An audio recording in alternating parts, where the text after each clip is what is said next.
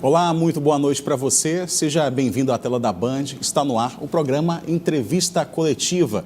Eu sou Neto Cavalcante, editor-chefe de jornalismo da emissora, e estão comigo na bancada nesse programa de hoje o jornalista Eduardo Galvão, que é repórter aqui da emissora, e também o jornalista Daniel Jordano, que é editor executivo da rádio Band News FM Difusora Manaus. E o nosso convidado do programa de hoje é economista, chegou ao posto mais alto da Universidade Federal do Amazonas, o magnífico reitor da Universidade Federal do Amazonas, Dr. Silvio Puga. Dr. Silvio, muito obrigado pela presença, por ter aceito o nosso convite de participar aqui do Entrevista Coletiva. O prazer é todo meu trazer informações sobre as atividades da Universidade Federal do Amazonas no âmbito de ensino, pesquisa e extensão. Quando a gente fala em Universidade Federal do Amazonas, a gente tem uma referência de uma das universidades mais antigas, mais das primeiras universidades do país. 110 anos completou em 2019. Hoje, quando o senhor apresenta a UFAM, o que o senhor fala dela, o que tem para trazer sobre a Universidade Federal do Amazonas que nos enche de orgulho? Nesses 110 anos, eu sou o 13º dirigente institucional. Nós temos uma trajetória de superação da nossa comunidade, das nossas atividades. Eu sempre digo isso. Por quê? Porque quando a universidade ela foi criada, enquanto escola universitária livre de Manaus, há 110 anos atrás, o sonho daquelas pessoas lideradas por Eulário Chaves era exatamente que essa universidade, que aquela então escola, fosse um centro formador na nossa região e sendo um centro de referência. É claro que ali havia um momento histórico que era o final do auge da borracha. Então, você imagina, criar uma universidade, cursos, principalmente curso de Direito, que foi criado naquela época, e logo em seguida vinha a crise da borracha. Então, os cursos passaram por um período de dificuldade, como todo o Estado e toda a Amazônia. Posteriormente, muitos anos depois, a universidade, então, ela continua o curso de Direito com as dificuldades, mas então na década de 60, através de uma lei federal de autoria do senador Arthur Virgílio Filho, se cria a Fundação Universidade do Amazonas como uma instituição federal e a fundação passa a agregar as então escolas isoladas que existiam na época de cursos superiores que formam a Fundação Universidade do Amazonas. Então, por exemplo, em 1955, o governo do Estado criou a Faculdade de Ciências Econômicas, que é a atual Faculdade de Estudos Sociais da UFAM. Ela nasce como um curso com lastro do Estado, uma faculdade estadual que vem a ser incorporada na Fundação Universidade do Amazonas. A Escola de Serviço Social, cujo fundador foi André Araújo, desembargador André Araújo, também incorporado à universidade. E o Colégio Estadual ele tem uma singularidade, porque muitos dos professores do Colégio Estadual do Amazonas são incorporados à universidade e vêm se tornar professores da nossa universidade, e isso fez com que ela adensasse o seu corpo docente, passasse a oferecer novos cursos, e nós chegamos agora, aos 110 anos, uma universidade com números expressivos para a nossa sociedade. Nós podemos dizer que temos, hoje, 30 mil alunos matriculados, sendo em 18 unidades acadêmicas da capital e 5 unidades acadêmicas no interior do estado, a saber, nos municípios de Coari, Benjamin Constant, Parintins, Itacoatiara e Humaitá.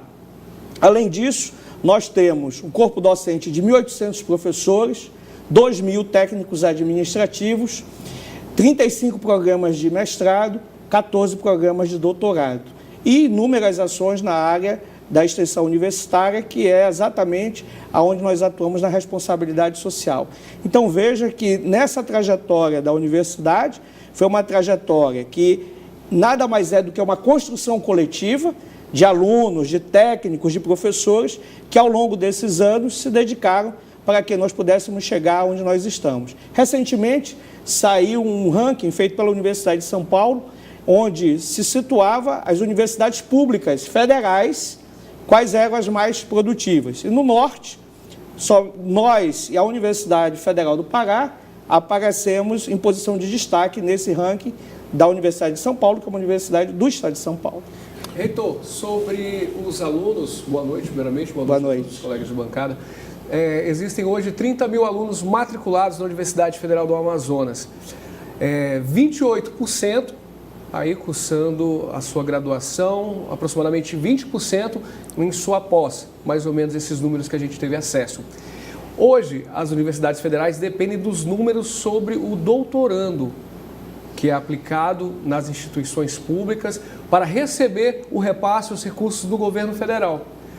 Como trabalhar, como administrar, sendo que a parcela de doutorando é pequena aqui na UFAM em comparação às outras universidades do Brasil? Esse seu raciocínio está correto.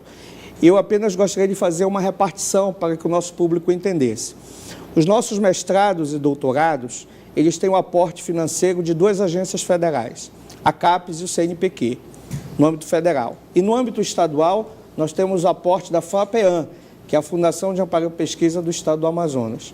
Evidentemente, se nós temos crescimento na pós-graduação, esse aporte de recursos será maior quanto ao quesito bolsas, mas não somente bolsas. Nós também temos taxa de bancada. O que é taxa de bancada? Tem muitos alunos que fazem as suas atividades em laboratórios, e esses laboratórios precisam de insumos, um reagente, algum outro insumo que ele vai usar. Então, nós temos aí um financiamento que vem, através desse conceito, taxa de bancada, para que esse aluno possa desenvolver a sua atividade. Então, quanto à pós-graduação, nós temos o Instituto de Computação, ele tem o curso nota 5 na CAPES, a maior nota é 7. Nós temos o curso nota 5 na CAPES, que é do curso do Instituto de Computação. E as demais notas variam entre 3 a 4. É claro que nós trabalhamos através da nossa Pró-Reitoria de Pesquisa e Pós-Graduação para que na avaliação, que agora é quadrienal, nós possamos melhorar os nossos índices. E o que é que determina essa melhoria? É exatamente a produção científica. Mas é importante dizer o seguinte, hoje a produção científica ela está lastreada no sistema da CAPES através de um ranking que é denominado QualiCAPES.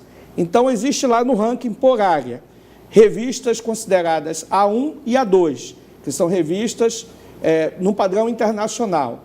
Depois tem revistas de categoria B, C e assim, né, sucessivamente. Então, nós temos elevados o número das nossas publicações, dos nossos professores, dos nossos alunos da pós-graduação em revista A e B, que são as revistas referenciadas com maior nota dentro desse ranqueamento.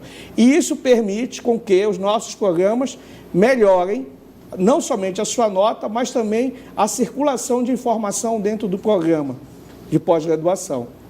Então, qual é o nosso desafio? Nosso desafio é publicar.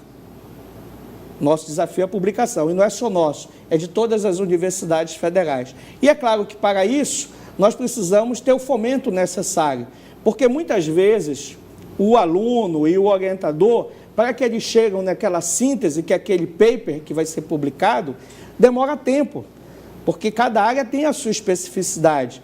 Muitas vezes se exige trabalho de campo, outras vezes se exige dados que ainda não estão disponíveis. Então, isso não é um processo tão linear. No âmbito da graduação, nós temos o PNAES, que é o Programa Nacional de Assistência Estudantil. É um programa criado no governo federal desde 2007, é um programa muito importante. Por quê?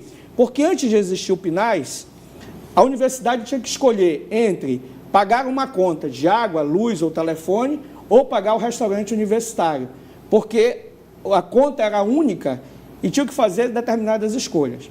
Então, o governo federal criou esse programa, ele determina um valor específico para a assistência estudantil, então esse recurso ele não concorre com os demais recursos, é específico. Mas as pessoas muitas vezes acham que o recurso do PNAES é apenas para o restaurante universitário. Não.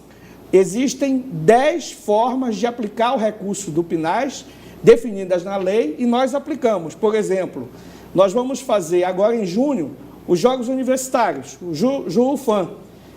A atividade dos Jogos Universitários é uma atividade que está prevista no PNAES como uma atividade de integração dos alunos através do esporte. Então, na verdade, além de ser uma satisfação, é também o cumprimento da legislação. Nós fazemos os jogos universitários, porque se entende que aquele recurso é para dar a ambiência integral do aluno, no nosso caso, na ambiência universitária. Penso que o PNAES é muito importante, temos trabalhado isso através do DAEST, que é o Departamento de Assistência Estudantil da universidade, e é importante frisar, o aluno tendo esse apoio para a sua permanência, isso redundará em números positivos, porque um critério de avaliação e de distribuição dos recursos do MEC é exatamente a entrada e a saída. Entrada, se entenda, os processos seletivos que temos, e a saída é exatamente o ato de formatura, que é o ato final. Hoje a nossa média está em torno de 43%. É por isso, nós consideramos que podemos fazer mais. Quando existe evasão, não perde só o aluno, a universidade perde. A universidade perde. Por isso que a nossa Pró-Reitoria de Graduação, ela tem trabalhado num programa chamado Taxa de Sucesso da Graduação. O que é a taxa de sucesso? É criar condições objetivas para que os nossos alunos, primeiro, permaneçam no curso e, segundo, se houver alguma retenção, né, exatamente se trabalhar pedagogicamente a retenção para que ela seja minimizada. Vou dar um exemplo bem simples. Na área de exatas é muito comum, nas disciplinas de cálculo, por exemplo, ter uma reprovação muito elevada.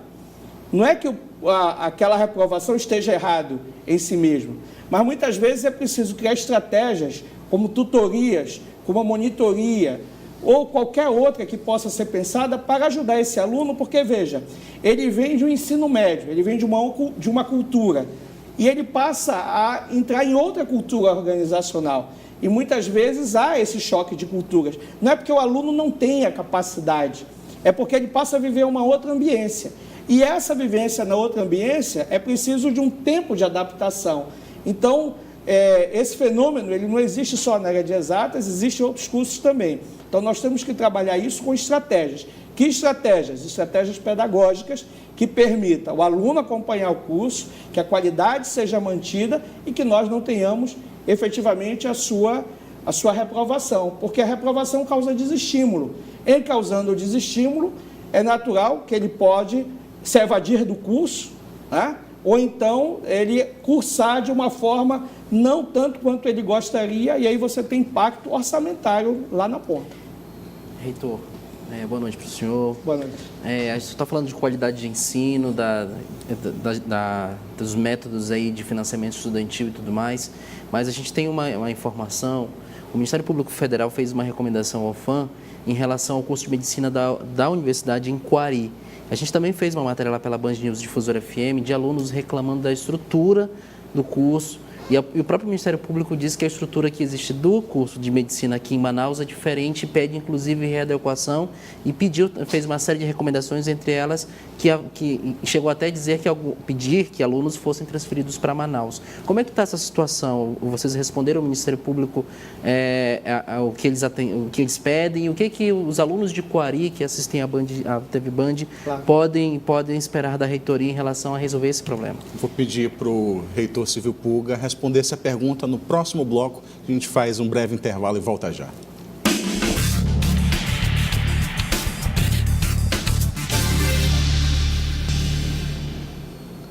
Estamos de volta com o programa Entrevista Coletiva aqui na tela da Band. No primeiro bloco, o jornalista Daniel Jordano perguntou ao reitor sobre o curso de medicina no município de Quari, em detrimento da qualidade do que é aplicado no curso aqui em Manaus, reitor. Bom, Jordano, primeiro é importante se dizer que o curso de medicina de Quari, ele foi criado dentro de um modelo de cursos de medicina que foi criado em todo o Brasil.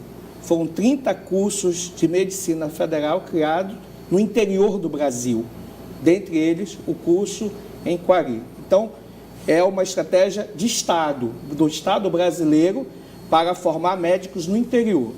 Importante que se diga isso.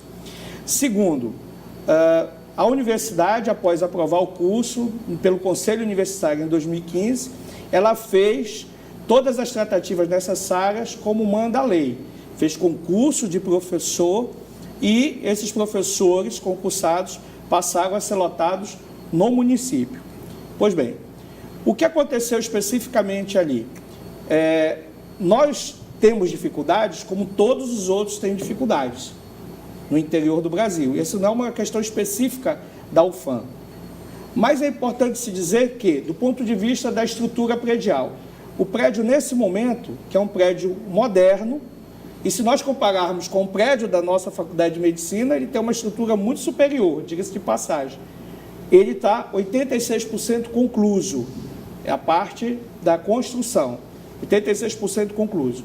Nós já estamos tramitando a licitação para comprar o que vai ficar dentro do prédio, no caso dos equipamentos necessários, e aquele prédio vai ser um prédio da área de saúde. É bom que se diga que lá em Coari nós temos o curso de enfermagem, nós temos o curso de fisioterapia, nós temos o curso de nutrição, são diretamente ligados à área da saúde. Então, aquele prédio vai ser na área da saúde. Em relação ao corpo docente, nós mudamos a nossa estratégia. Né? O que é que nós fizemos? Como muitos concursos não haviam candidatos, nós começamos a credenciar professores aqui da Faculdade de Medicina para ministrarem aula sobre a forma modular e também estamos trazendo colegas nossos de outras partes do Brasil para ministrarem aula para esses alunos. Isso que nós estamos fazendo não é nenhuma novidade. Quando o curso de Medicina de Manaus começou há 50 anos atrás, não havia aqui médicos suficientes para ministrar o curso. Então, muitos professores vieram de fora para formar os nossos médicos. Depois que as primeiras turmas foram formadas, vários colegas médicos se tornaram também docentes e aí começaram a assumir essas cadeiras. Então, se a gente for olhar o curso de Coari daqui a 50 anos, você vai ver que, muito provavelmente, o nosso curso lá será formado por pessoas daquela região, estou falando daqui a 50 anos, né? Pessoas daquela região que já serão formados pela faculdade e estarão ali atuando.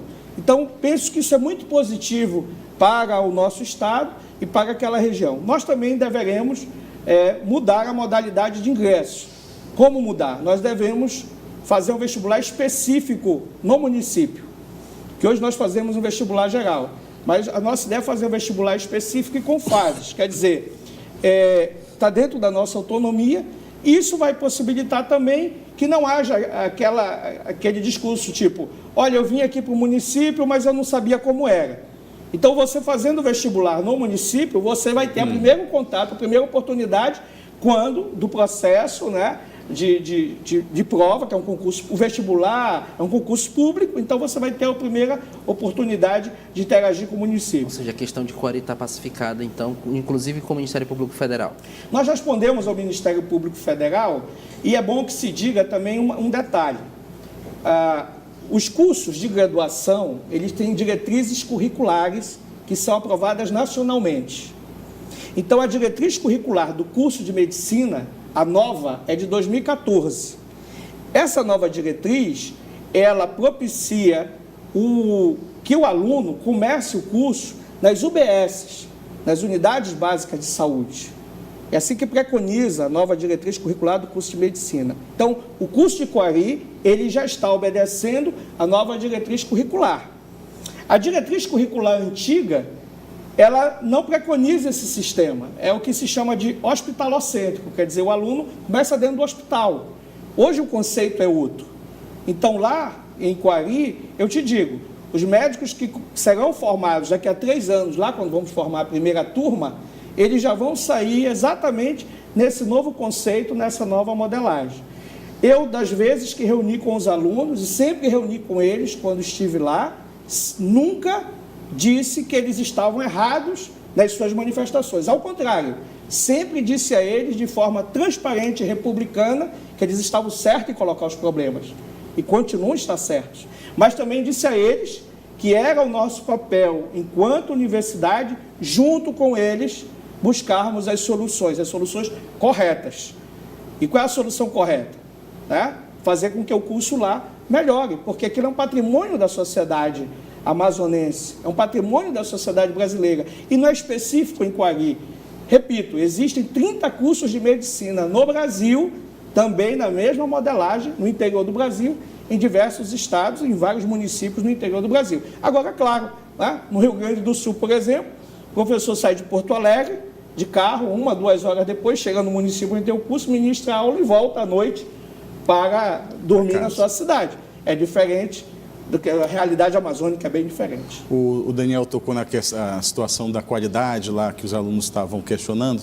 E existiam reclamações recentes também sobre a questão das bolsas, de que o dinheiro não estava chegando, esse recurso não estava chegando até os alunos. Esse problema já foi superado também, reitor?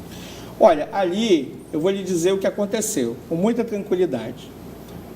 Veio o pedido, né? E por algum motivo o pedido retornou, o documento retornou. Quando nós tomamos conhecimento, né, do pedido reenviado, em 48 horas foi pago. Então o problema não era a falta de recursos.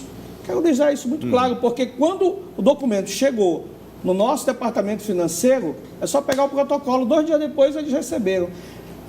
Eram alunos do curso de nutrição que estavam fazendo estágio que é obrigatório, e todos receberam. Eu entendo a reclamação deles, mas houve uma falha no trâmite processual que depois eu próprio fui pegar o processo, verificar e entender que houve isso. Não foi falta de recurso da universidade. No primeiro bloco, quando o senhor respondeu ao Eduardo sobre a questão dos trabalhos científicos, né, a produção da universidade, a gente fala nessa questão do doutorado. A UFAM, existe lá um pesquisador que venceu como a melhor tese de doutorado do país no ano passado.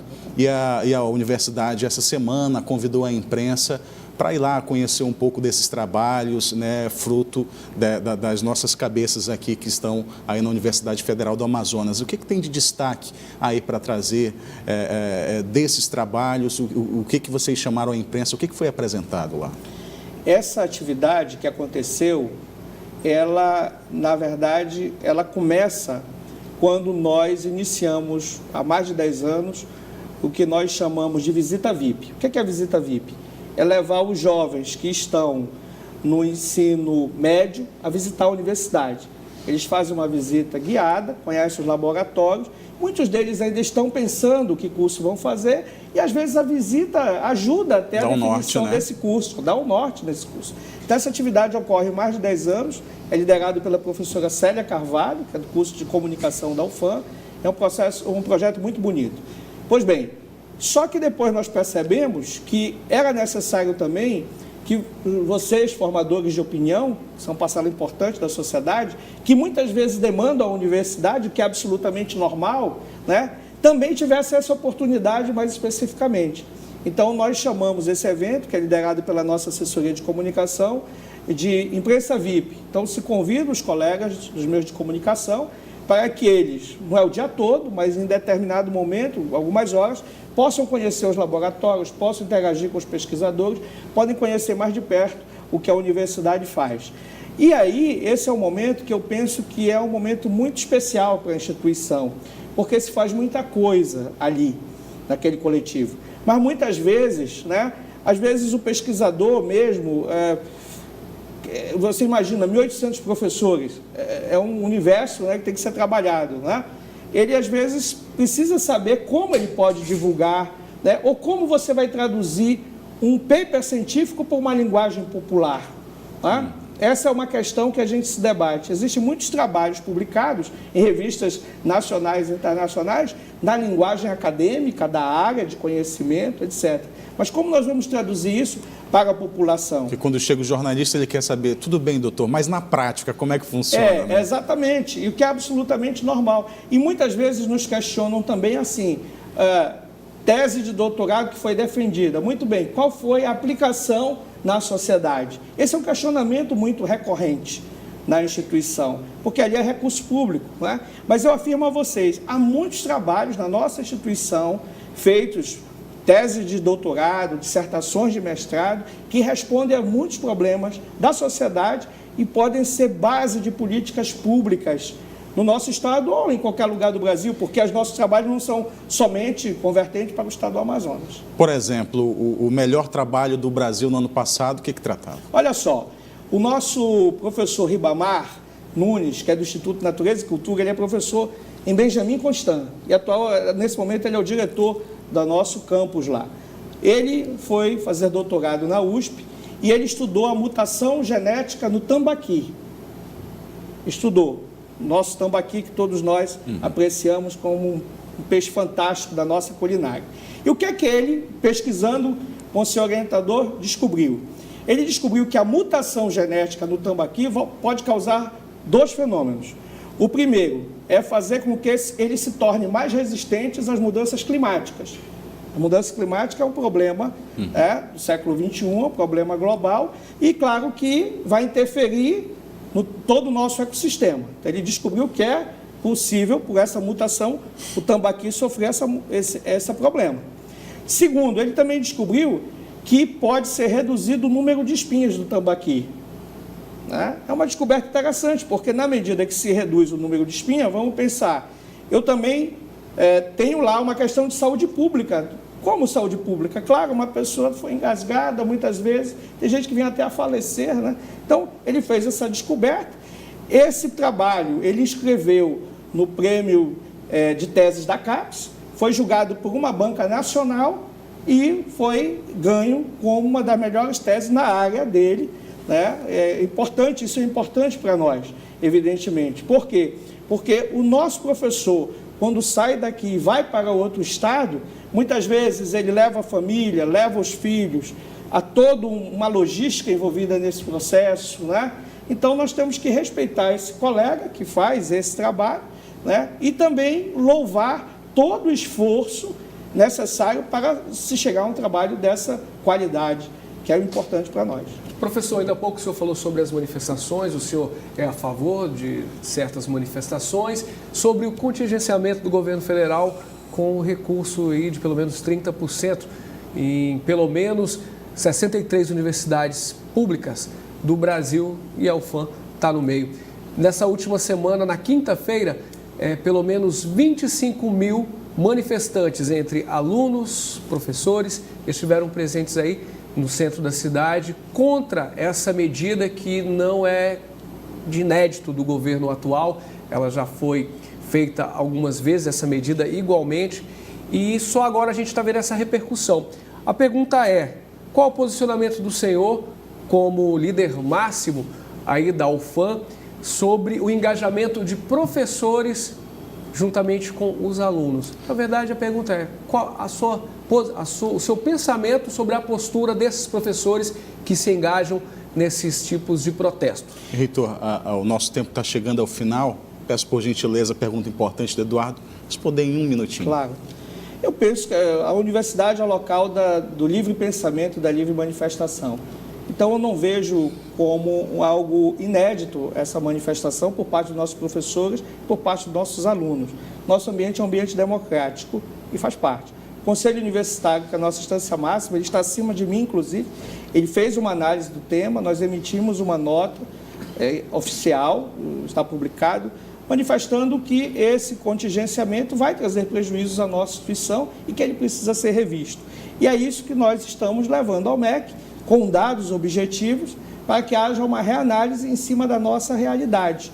Porque a nossa realidade é diversa em relação ao resto do país e aqui nós produzimos, nós estamos trabalhando. E não tenho nenhum problema em participar de nenhum debate, seja onde for, mostrando que cada real que é colocado na Universidade Federal do Amazonas, ele é muito bem aplicado e, se não for, nós temos que apurar e exatamente responsabilizar quem não faz o bom uso.